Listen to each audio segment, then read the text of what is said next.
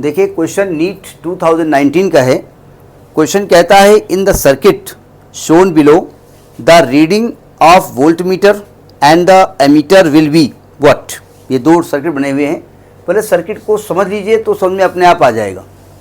देखो ध्यान से, पहले सर्किट के बारे में बात करने जा रहे हैं। पहला सर्किट है, ये एमीटर है, ये वोल्टमीटर लगा, उसके अंदर नहीं लिखा, जगह नहीं थी। यहाँ पर डिफ्लेक्शन होगा, यहाँ पर ऐसे होगा ये, तो मैंने बाहर A1 A2 लिख दिया है।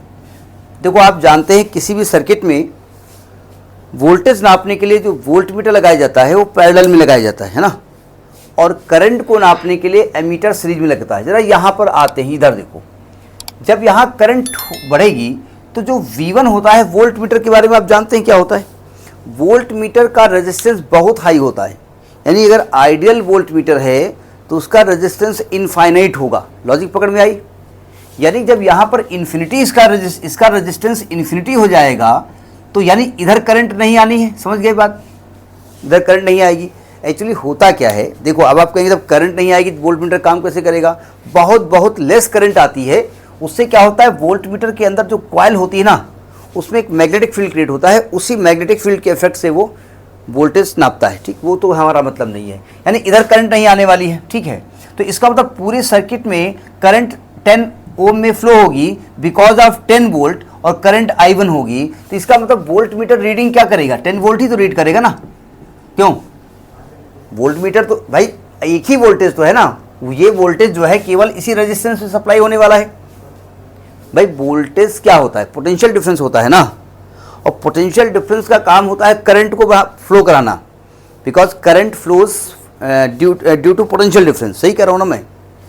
तो जब इधर करंट आने ही वाली नहीं है तो जो भी वोल्ट आप लगाओगे वो यही तो पोटेंशियल डिफरेंस डेवलप करेगी। तो वोल्टमीटर 10 वोल्ट रीड करेगा। अच्छा, करंट कितनी होगी, V बराबर I1 R। तो V 10 वोल्ट है, I1 निकालना है, R आपका 10 ओम है, यानी कि I1 is equal to 1 ampere होगी। ठीक है, यानी कि करंट कितनी आने वाली है, 1 एम्पियर, और वोल्टेज नपेगा 10 वोल्ट। समझ में यहां पर बात आ गई?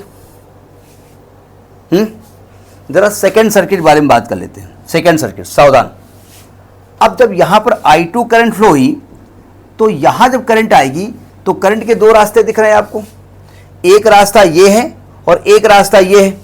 अच्छा, करंट की एक करैक्टर होता है, करंट हमेशा लो रेजिस्टेंस का पाथ कवर करता है, वो हाई रेजिस्टेंस के पाथ को कवर नहीं करता है। देखो वोल्टमीटर का रेजिस्टेंस कितना होता है, इन्फिनिटी होता है ना लगभग। अगर आइडियल वोल्टमीटर है तो उसका रेजिस्टेंस इनफाइनाइट होता है ना। तो अगर इसका इनफाइनाइट है और इसके साथ 10 ओम का रेजिस्टेंस और जुड़ा है तो रेजिस्टेंस बढ़ जाना है घट जाना है बढ़ जाना है ना। तो यानी इस वाले ब्रांच का इतना हाई रेजिस्टेंस होगा कि करंट भूल के भी इधर नहीं जाने वाली है, यानी करंट इस वाले रेजिस्टेंस में भी नहीं जाएगी, यानी इस रेजिस्टेंस का काम खत्म। समझ में आई बात नहीं आई? तो इसका मतलब सर्किट में जो वोल्टेज नपने वाला है वो 10 वोल्ट ही नपने वाला है, और करंट कितनी होगी, V2 is equal to I2R।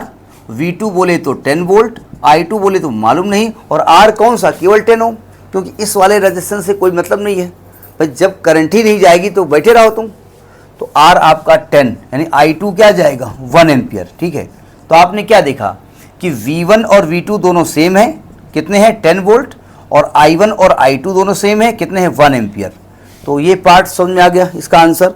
तो इसका जो आंसर है वो बी पार्ट सही है। इन्होंने एक काम किया है, V1 V2 तो इक्वल किया है, I1 I2 इक्वल किया है, लेकिन वैल्यू नहीं लिखी है।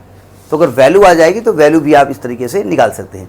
समझ में बात आ गई? ये नीट 2019 का क्वेश्चन है, नोट करिए।